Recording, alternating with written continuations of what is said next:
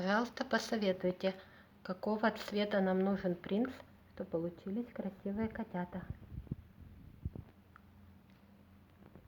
Мы чистая, плотненькая, 1 годик, 2 месяца.